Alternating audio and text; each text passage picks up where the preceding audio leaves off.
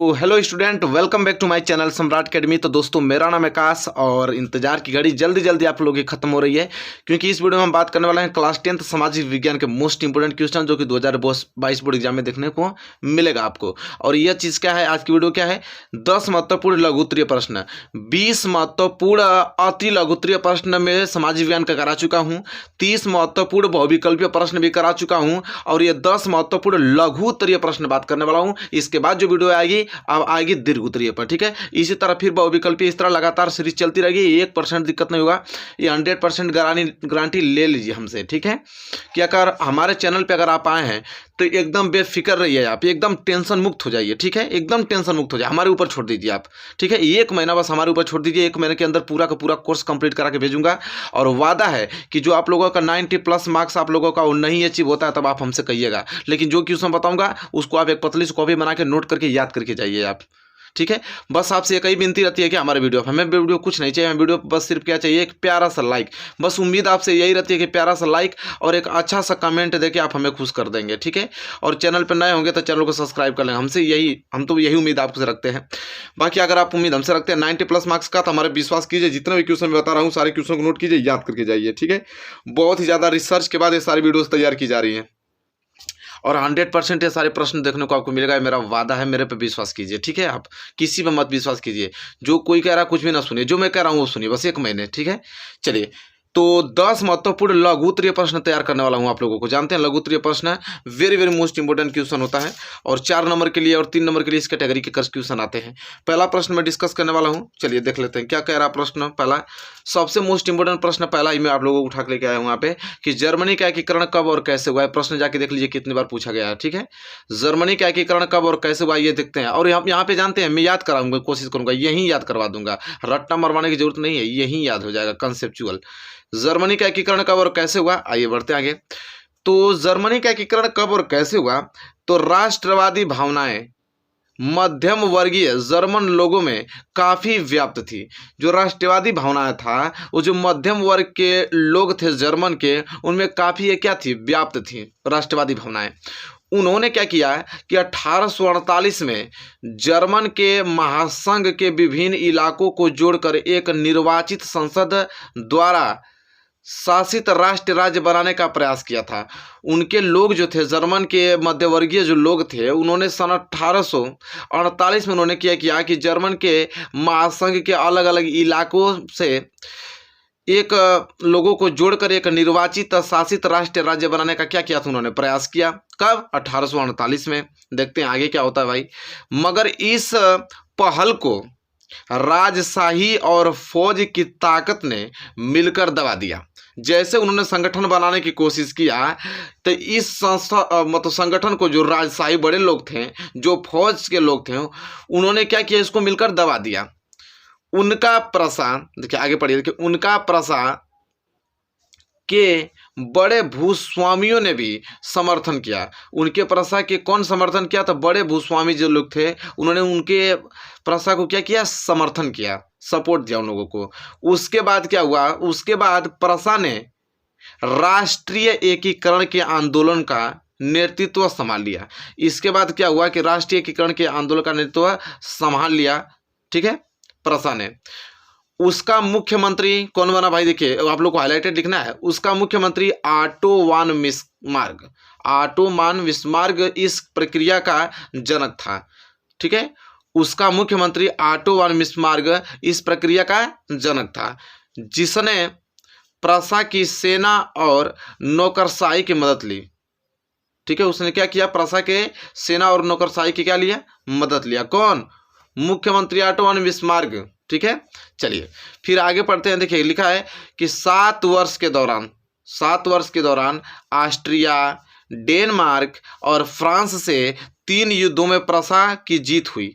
उसके बाद तब उन्होंने नौकरशाही और प्रसा सेना से मदद लिया। तो 7 वर्ष के दौरान उन्होंने क्या किया कि ऑस्ट्रिया और डेनमार्क और फ्रांस के 3 युद्ध उन्होंने लड़ा और जीत लिया, तीनों युद्ध, ठीक है। और एकीकरण की प्रक्रिया पूरी हुई। वहीं पे एकीकरण की प्रक्रिया क्या हुआ, शुरू हुआ, पूरा हुआ। जनवरी 1871 में क्या लिखा है, जनवरी 1871 में वर्साय में हुए एक समारोह में प्रासाय के राजा विलियम प्रथम को जर्मनी का सम्राट घोषित किया गया। देख लीजिए, याद कर लीजिए इस डेट को, ठीक है, कि जनवरी 1871 में जो वर्साय में हुए एक समारोह हुआ, उसमें प्रासाय के राजा विलियम प्रथम को क्या किया गया था, जर्मनी का सम्राट घोषित किया गया था। और इस तरह 1871 में जर्मनी का क्या हो गया, एकीकरण हो गया। और इसी के दौरान 1871 में जर्मनी का क्या हो गया था, एकीकरण हो गया था।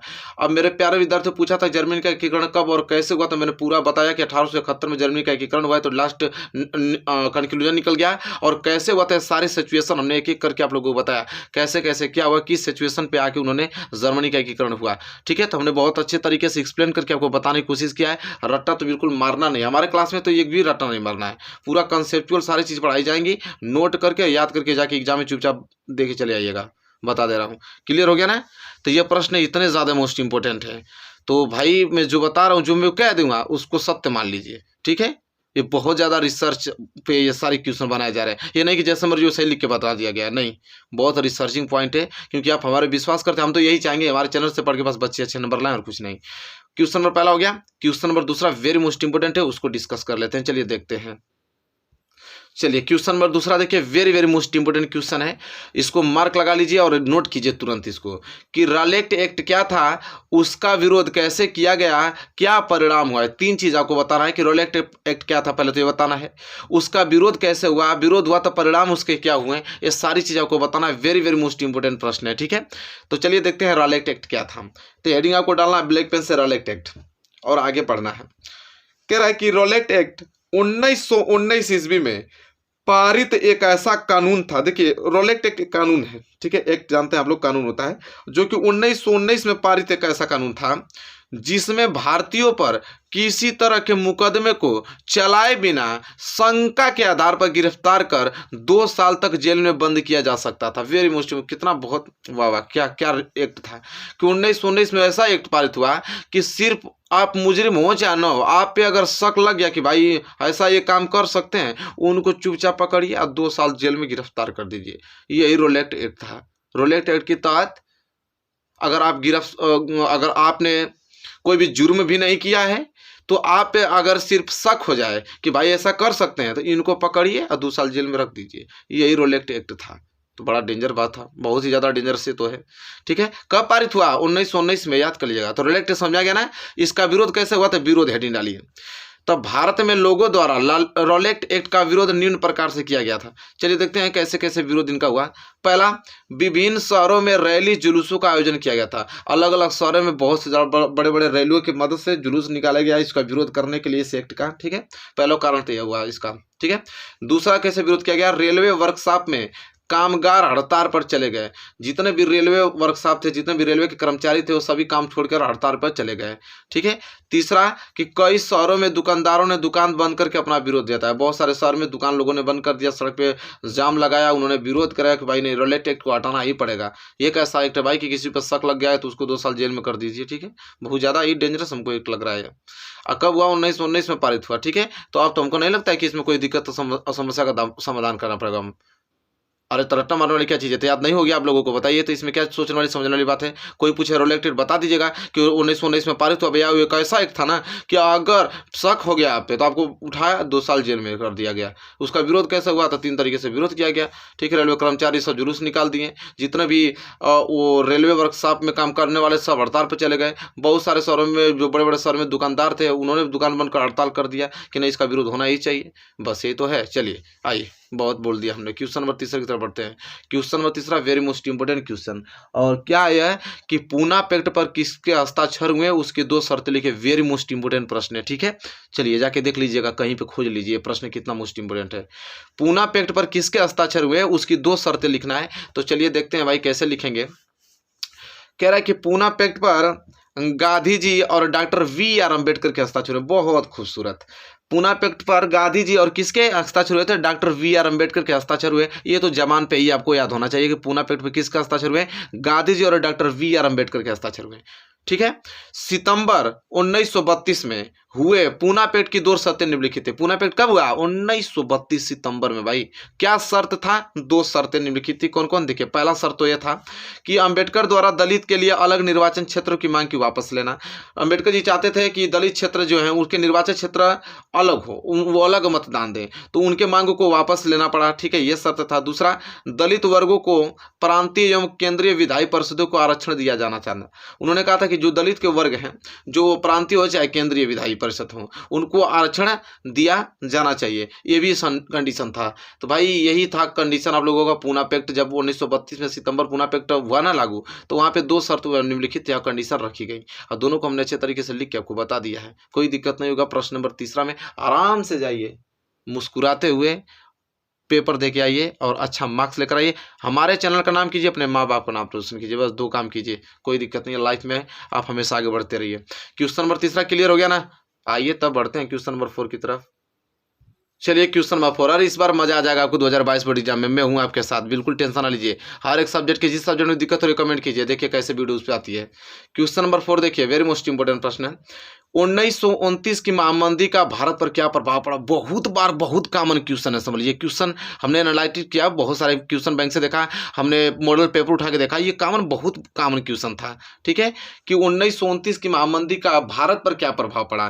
तो चल देखते हैं भैया कि 1929 में महामंदी हुआ और भारत पर बहुत सारा प्रभाव पड़ा था क्या? चलिए देखते हैं। 1929 की महामंदी का प्रभाव भारत पर भी पड़ा।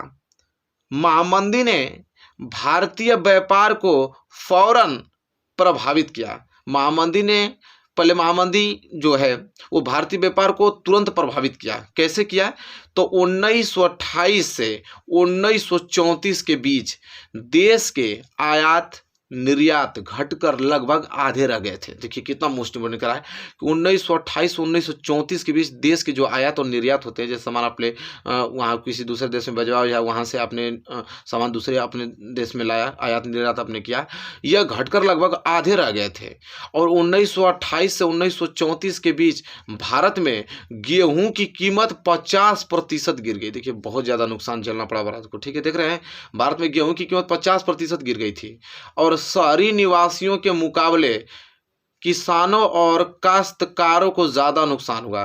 भाई शहरी जो लोग थे उनके मुकाबले जो हम लोग के निवासी, जो छोटे गांव के निवासी थे, उनको बहुत ही ज़्यादा नुकसान हुआ। ठीक है, यद्यपि कृषि उत्पादों की कीमत तेजी से नीचे गिरी। भाई तो 50% आप लोगों का यहाँ पे गेहूं की कीमत घट गई, तो जाहिर सी बात है कि कृषि उत्पादों की कीमत तो घटेगी ही घटेगी। तो वही कह रहा है कि यद्यपि कृषि उत्पादों की कीमत तेजी से नीचे गिर गई, हाँ, लेकिन सरकार ने लगान वसूली में छूट देने से इनकार कर दिया। अब देखिए अब तो और ही ज़्यादा दिक्कत हो जाएगी। उन्होंने कहा कि लेकिन सरकार ने लगान वसूली में छूट देने का इनकार कर दिया कि छूट नहीं मिलेगी। ठीक है, सबसे बुरी मार उन काश्तकारों पर पड़ी जो विश्व बाजार के लिए उपज पैदा करते थे। अब बताइए, तो वहाँ पे छूट ही नहीं मिलेगी तो दाम घट गया, उसमें आप छूट भी नहीं दे रहे हैं, तो भाई बहुत ही ज़्यादा प्रॉब्लम झेलने पड़ेगा ना आप लोगों को। तो वही कह रहा है कि सबसे ज़्यादा प्रॉब्लम उनको झेलना पड़ेगा जो कि विश्व बाजार के उपज पैदा करते थे, जो व्यापारी थे, उनको बहुत ही ज़्यादा झेलना पड़ा, बहुत ज़्यादा दिक्कत का सामना करना पड़ा। ठीक है, वही कह रहा है कि टाट का निर्यात, देखिए टाट का निर्यात बंद होने से कच्चे पटसन की कीमतों में 60% से ज़्यादा गिरावट आ गई। बहुत समस्या हो गई भाई।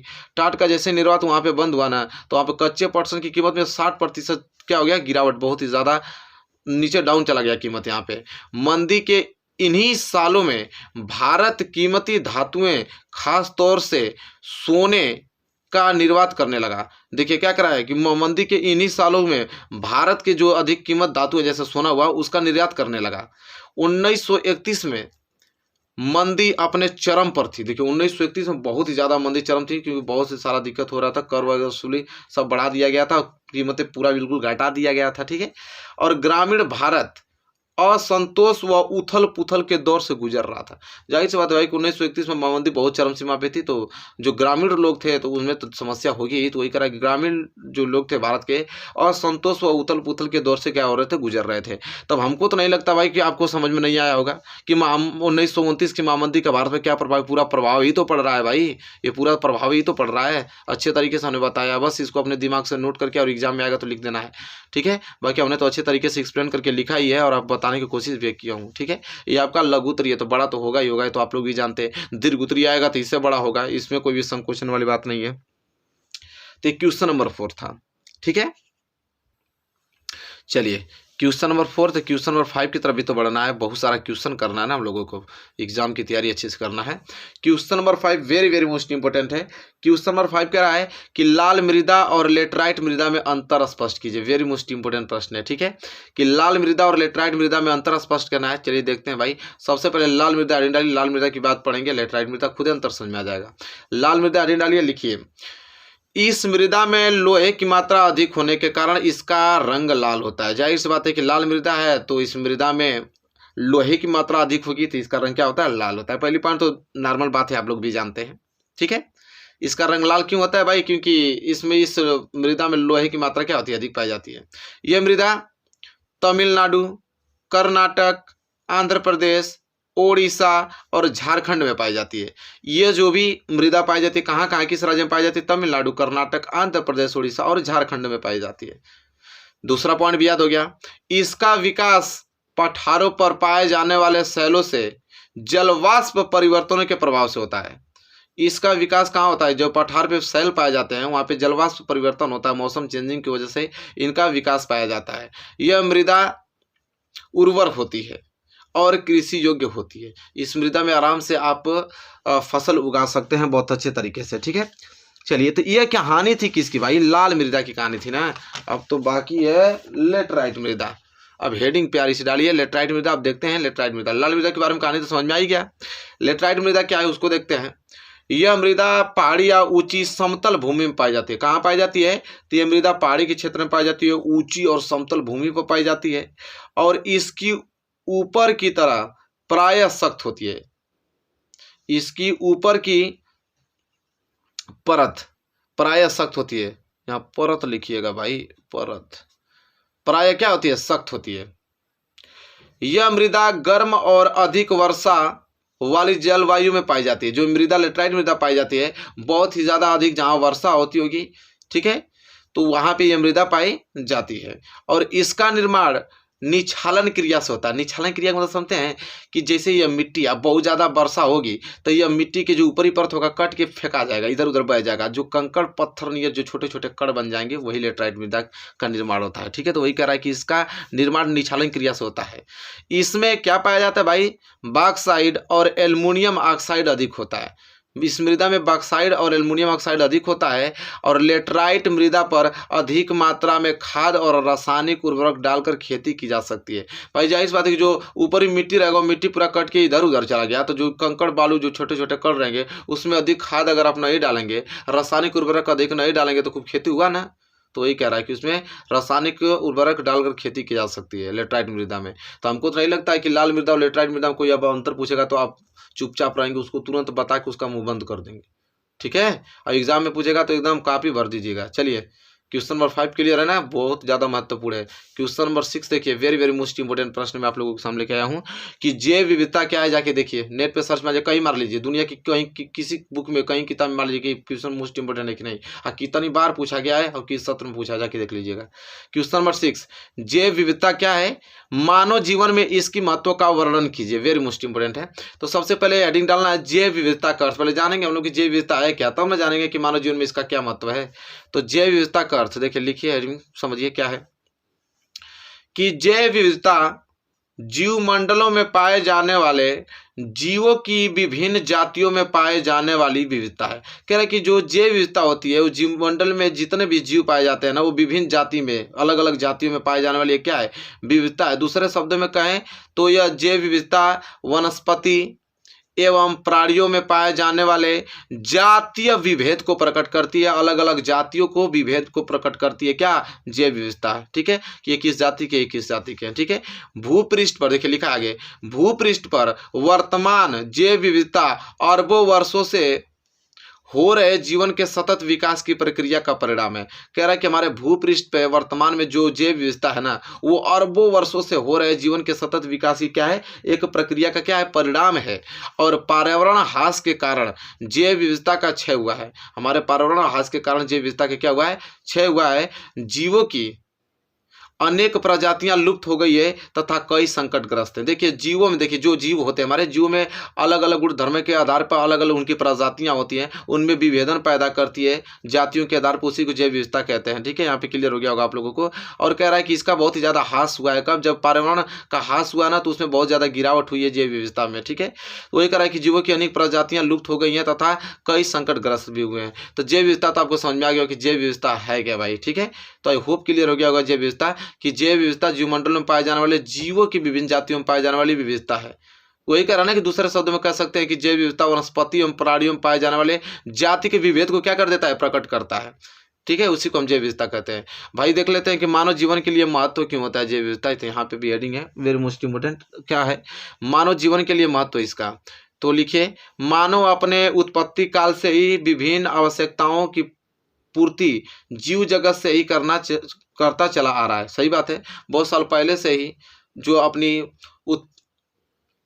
उत्पत्ति काल से ही विभिन्न आवश्यकताओं की पूर्ति जीव जगत से ही करता है। ठीक है, मानव को भोजन, आवास एवं परिवेश संबंधी विभिन्न आवश्यकताओं अपने अस्तित्व के लिए जैव विविधता पर ही निर्भर रहना पड़ता है। बिल्कुल सही बात कह रहा है कि अगर मनुष्य अगर अपने जीना चाहता है तो क्या करता है? अधिक से अधिक अपने भोजन पे और आवास और परिवेश संबंधित विभिन्न आवश्यकताओं की पूर्ति करेगा। वो भी किस पे निर्भर रहता है? तो जैव विविधता पर ही निर्भर होता है। हम लोग जैव विविधता के उपभोग की दृष्टि से ही मानव ने अधिक उपयोगी प्राणियों और पौधों का पालतूकरण किया है। जैव विविधता के उपभोग की दृष्टि से जैव विविधता क्या बताता है कि यह मनुष्य मतलब विभेद पैदा करता है प्रजातियों में। ठीक है, कि यह किस प्रकार का प्रजाति है, तो उनके विभेदन के कारण हमको मालूम चल जाता है कि कौन चीज़ अच्छी है, कौन चीज़ खराब है, इसमें कौन सा गुण है, इसमें कौन सा गुण नहीं है, हमें घर में कौन सा जानवर रखना चाहिए, कौन नहीं रखना चाहिए, किस जाति का रखना चाहिए। तो अलग अलग विभेद पैदा हो जाता है, उससे हमें सारी चीज़ें क्लियर हो पाती हैं और हम इसमें आसानी से चूज कर पाते हैं कि हाँ मुझे करना क्या है। तो वही कह रहा है कि दृष्टि से ही कह रहा है कि मतलब जैव विविधता के उपभोग की दृष्टि से ही मानव ने अपने अधिक उपयोगी और प्राणियों और पौधों का क्या किया है? पालतूकरण किया है कि कौन सा पौधा हमें अच्छा है, कौन सा पौधा अलग अच्छा नहीं है। क्योंकि यह जैव विविधता होता है, यह आपके जीव में और आपके पौधों में ये सब क्या करता है? विभेदन पैदा करता है, उसकी विशेषता बताता है अलग अलग तरीके से। तो उससे हमें सारी चीज़ आसान हो जाती है कि कौन चीज़ क्या लाभदायक है, क्या हानिकारक है, कौन सा मुझे यूज़ करना चाहिए, कौन सा यूज़ नहीं करना चाहिए। तो यही चीज़ है भाई जैव विविधता। आई होप क्लियर हो गया होगा। हमको लगता है कि कोई दिक्कत नहीं होगा इस प्रश्न में आप लोगों को। प्रश्न नंबर ये 6 है। ठीक है, क्लियर है ना? प्रश्न नंबर 6 में कोई दिक्कत नहीं होनी चाहिए। तो भाई रुकने किस बात की? रुकना तो बिल्कुल नहीं है। जिंदगी में रुकेंगे तो भाई रुक गए, रुकना नहीं है, आगे बढ़ते चलना है। बोर्ड एग्जाम बहुत ही ज़्यादा पास है, नंबर उठाना है। Question number 7 very most important question है। क्या है? चावल, जिसे हम धान कहते हैं, चावल की खेती के लिए उपयुक्त भौगोलिक परिस्थितियों का वर्णन कीजिए। बहुत कॉमन क्वेश्चन है, एग्जाम में आने की संभावना आप लोगों का 90% से ज़्यादा इस प्रश्न की। ठीक है, कि चावल जिसे धान की खेती के लिए जो उपयुक्त भौगोलिक परिस्थितियां हैं उसका वर्णन करने के लिए बोला है। तो चलिए देख लेते हैं, लिखा है यहाँ पे, अच्छे तरीके से नोट कीजिए कि भारत में अधिकांश लोगों का खाद्यान्न चावल है। हमारे भारत में अधिकांश लोगों का जो खाद्यान्न है वो क्या है? चावल है। चीन के बाद भारत विश्व का दूसरा सबसे बड़ा चावल उत्पादक देश है। ये भी पॉइंट तो याद ही हो जाना चाहिए ना आप लोगों को, कि जो चीन के बाद भारत जो है ना वो विश्व का दूसरा सबसे बड़ा चावल उत्पादक देश है। समझ लीजिए कि कितना भारत में चावल होता होगा। चीन के बाद दूसरा रैंक है वर्ल्ड में। चावल एक खरीफ फसल है, तो सबको मालूम है कि चावल एक खरीफ फसल है, जिसे उगाने के लिए, अगर चावल को उगाना है तो क्या कंडीशन है? जिसे उगाने के लिए उच्च तापमान मतलब 25 डिग्री सेल्सियस से अधिक वर्षा की क्या होनी चाहिए? आवश्यकता होती है चावल को उगाने के लिए। कम वर्षा वाले क्षेत्रों में इसे सिंचाई करके उगाया जाता है। इस समय वर्षा हो रही है ना, तो इस प्रकार से ज़्यादा वर्षा होनी चाहिए किसमें? जब चावल की बात है। तो गेहूं के सीजन है, आप लोग जानते हैं। तो कह रहा है कि 25 डिग्री सेंटीग्रेड से तो अधिक वर्षा होनी ही चाहिए चावल के लिए। और कम वर्षा वाले, जहाँ कम वर्षा होता है ना जिस क्षेत्र में जहाँ पे चावल उगाया जाता है, तो वहाँ पे सिंचाई करके उगाया जाता है, क्योंकि वहाँ पे पानी की आवश्यकता होगी ही होगी। तो वही कह रहा है कि वहाँ सिंचाई करके उगाया जाता है। फिर आगे भाई कहाँ जा रहे हो? आगे है चावल उत्तर और उत्तरी पूर्वी मैदानों, तटीय क्षेत्रों और डेल्टाई प्रदेशों में उगाया जाता है। चावल कहाँ उगाया जाता है? तो उत्तर पूर्वी मैदानों, जैसे तटीय क्षेत्र हुआ, डेल्टाई प्रदेश हुआ, उसमें उगाया जाता है ज़्यादा। नदी घाटियों और डेल्टा प्रदेशों में पाए जाने वाली जलोढ़ मिट्टी चावल के लिए आदर्श होती है। देखिए नदी घाटियों और डेल्टाई प्रदेशों में जो जलोढ़ मिट्टी पाई जाती है चावल की बहुत ही ज़्यादा आदर्श मानी जाती है। बहुत ही प्यारी फसल होती है चावल उसमें। ठीक है, नहरों के जल और नलकूपों की संगतता के कारण पंजाब हुआ, हरियाणा हुआ, पश्चिमी हुआ, उत्तर प्रदेश और राजस्थान के कुछ कम वर्षा वाले क्षेत्रों में चावल की फसल उगाना संभव हो पाया है। ठीक है, ये जो आपको राज्य दिखाई दे रहे हैं वहाँ पे आप लोगों का नहर है, नलकूप है, ठीक है, उनके कारण यहाँ पे थोड़ी फसल कम होती है। ठीक है, क्योंकि पानी सही ढंग से वहाँ पे आ नहीं पाता, इसकी वजह से थोड़ी फसल उगाना वहाँ पे संभव पाया जाता है। तो क्या करा है कि चावल का फसल उगाना संभव पाया जाता है। इसका मतलब कि यहाँ पे जो इतने जितने राज्य दिखाई दे रहे हैं, यहाँ पे नहर है, नलकूप है, तो उसके साथ साथ वहाँ फसल हो पाती है। ठीक है, ये चीज़ करा है कि वहाँ पे फसल उगाया जा सकता है, क्योंकि नहर है तो पानी आएगा ही आएगा, नलकूप है तो पानी वहाँ से निकाल के हम अपने खेत में यूज़ करके फसल उगा ही लेंगे। ठीक है, तो एक चावल की फसल उगाना संभव हो पाता है। चावल जून जुलाई में दक्षिण पश्चिमी मानसून पवनों के शुरू होने पर उगाया जाता है। कब? जून और जुलाई के महीने में। ठीक है, वहाँ पे चावल उगाया जाता है, आप लोग जानते हैं। और पतझड़ की ऋतु में इसे क्या कर लिया जाता है? काटा जाता है। तो इससे बढ़िया तो हमको नहीं लगता है कि चावल खेती के लिए भौगोलिक परिस्थितियों का वर्णन किया जाएगा। हमने तो बहुत अच्छे तरीके से इसका वर्णन कर दिया, बहुत ही शानदार तरीके से।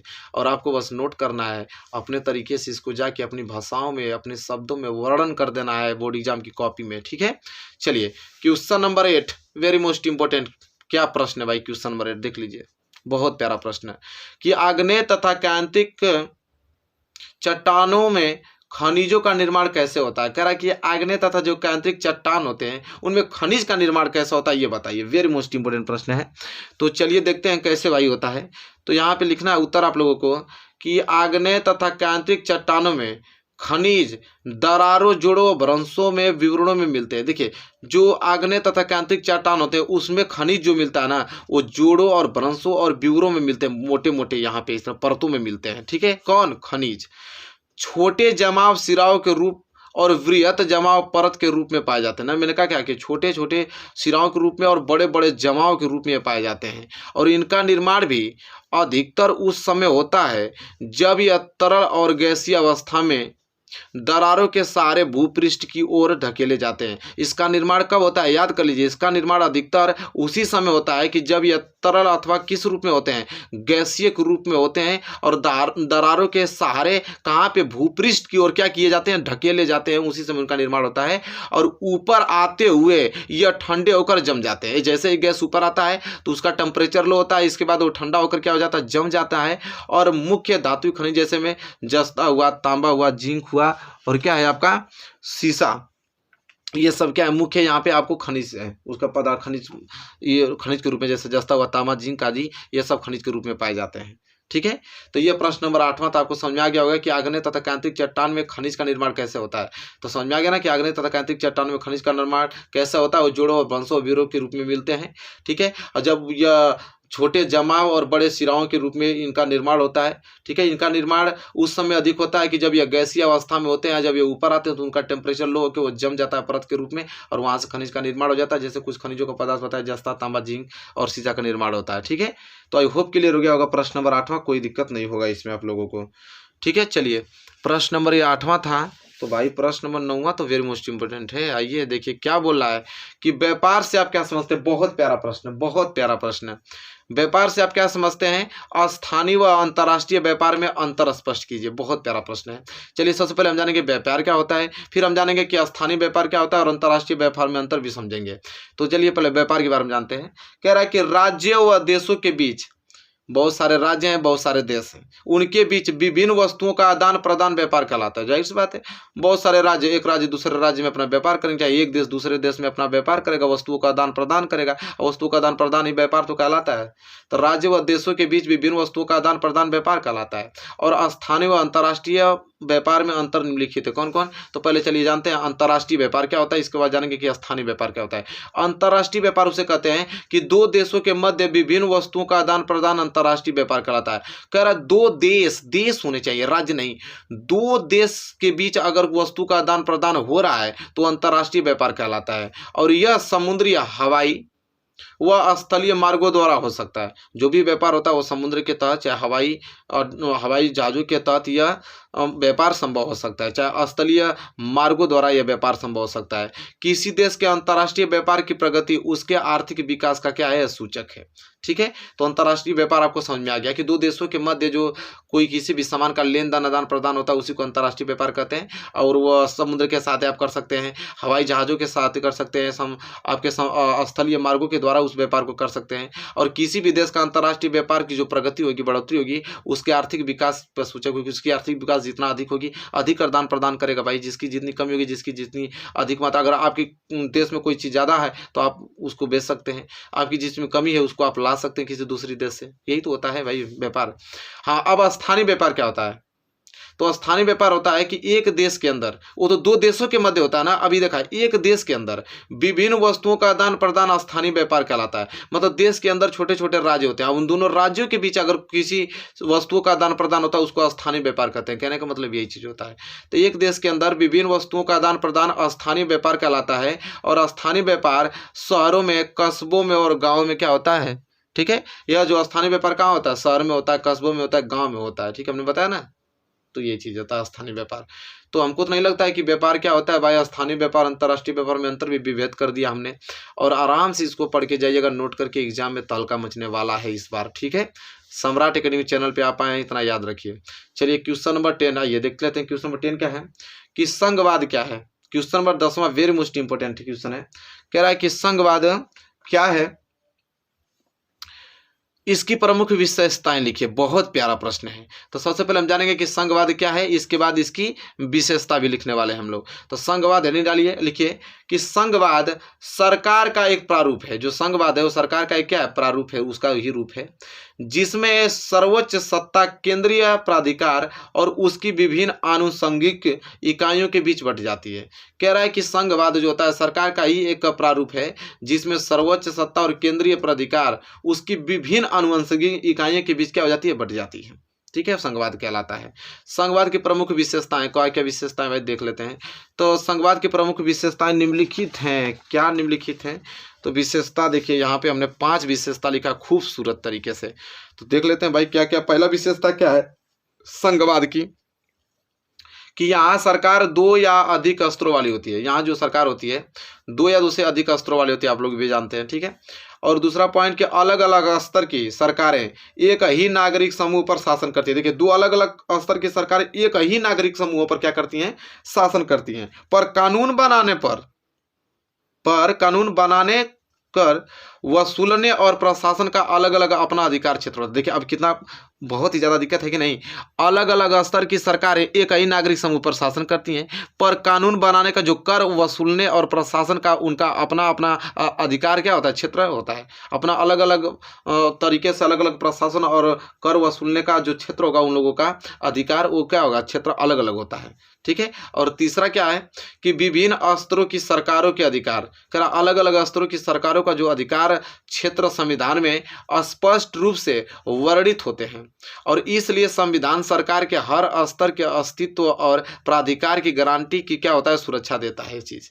ठीक है, वो क्या करते हैं कि अलग अलग स्तर के जो सरकारें हैं वो अधिकार क्षेत्र संविधान से स्पष्ट रूप से ये वर्णित होते हैं, और संविधान सरकार के हर स्तर से अस्तित्व और प्राधिकार की क्या कर लेते हैं, गारंटी या सुरक्षा देते हैं वो। ठीक है, तीसरा पॉइंट, चौथा नोट कीजिए कि संविधान के मौलिक प्रावधानों को किसी एक स्तर की सरकार अकेले नहीं बदल सकती। कह रहा है कि संविधान की जो मौलिक प्रावधान है उसको एक स्तर की सरकार अकेले कभी जिंदगी में नहीं बदल सकती है। ऐसे बदलाव दोनों स्तर की सरकार की सहमति से ही हो सकता है, और उसमें कोई चेंजिंग करना है, बदलाव करना है, तो दोनों जो स्तर की सरकार हैं उनकी सहमति लेना ही पड़ेगा, इसी तभी जाके वो चेंज हो सकता है संविधान की कोई भी मौलिक प्रावधान। ठीक है, चलिए पांचवा क्या है, पांचवा यह है कि वित्तीय स्वायत्तता निश्चित करने के लिए विभिन्न स्तर की सरकारों के लिए राजस्व के अलग अलग स्रोत क्या निर्धारित है। कह रहा है कि वित्तीय जो स्वायत्तता निश्चित करने के लिए जो विभिन्न स्तर की सरकारें हैं उनके राजस्व के जो अलग अलग स्रोत हैं उन्हें क्या है, निर्धारित है। तो हमने यहाँ पे देखा आपने कि हमने यहाँ पे संघवाद के प्रमुख विशेषताएं भी आप लोगों को बता दिया। तो ये 10 महत्वपूर्ण हमने क्वेश्चन डिस्कस किया ना, लघु उत्तरी का 10 तैयार हो गया तो जिंदगी बदलने वाली है आप लोगों की। ठीक है, इसके बाद नंबर लगने वाला दीर्घ उत्तरीय पर, इसके बाद फिर वीडियोज आएंगी। कंटिन्यू व विकल्प लघुत्तरी इस तरह है। भाई 2-3 बार इस तरह पढ़ा दिया हमने ना, आपकी ज़िंदगी बदल गई, गारंटी मेरी है। ये जो क्वेश्चन करा रहा हूँ जाके देख लीजिएगा 2022 बोर्ड एग्जाम में कि तहलका मचने वाला है इस बार, ठीक है। और हर एक सब्जेक्ट की करा रहा हूँ, ये कई सब्जेक्ट नहीं, हमें चाहिए 90%, और 90% जाने के लिए हर एक सब्जेक्ट को कवर करना पड़ेगा। और दिन रात में लग गया हूँ आप लोगों की मेहनत में। बस आपको लाइक करना है, वीडियो को शेयर करना है, ठीक है। चैनल पर नया है तो चैनल को सब्सक्राइब करके घंटी वगैरह बजा दीजिए। चलिए मिलेंगे नेक्स्ट वीडियो में, तब तक के लिए धन्यवाद।